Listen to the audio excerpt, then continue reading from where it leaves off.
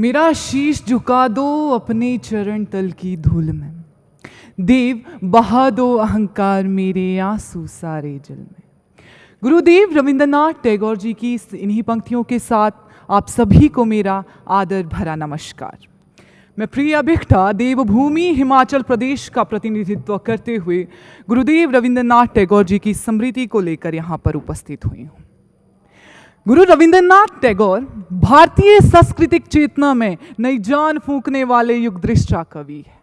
वे एक अप्रतिम कवि, साहित्यकार, मूर्तिकार, संगीतकार और नव भारत जग जागरण के शिल्पकार कवि में से एक है, जिनका लोहा न केवल भारत अपितु समस्त विश्व मानता है।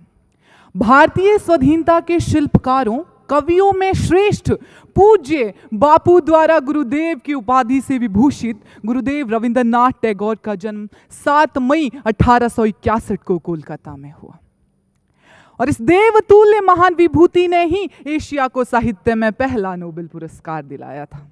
बंगाल के कण कण में आज भी इनकी ध्वनि गूंजती दिखाई देती है। भारत हो या फिर भारत के बाहर, ऐसा कोई व्यक्ति नहीं है जो इनके साहित्य, गौरा और गीतांजलि से परिचित ना हो।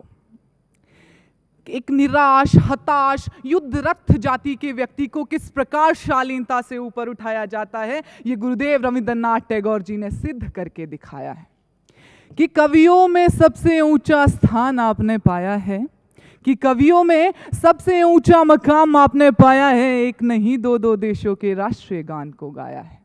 ये बात सर्वविदित है।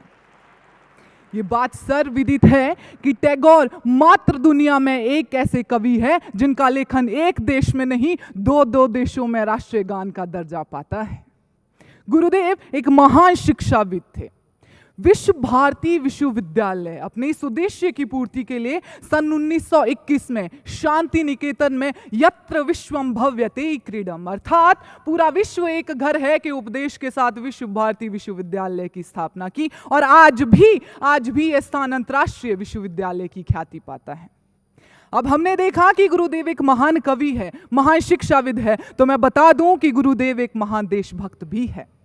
जलियांवाला बाग नरसंहार में 1919 में ब्रिटिश सरकार द्वारा दिए गए अवार्ड नाइटवुड को देश और देशवासियों के सम्मान के लिए गुरुदेव ने वापस कर दिया।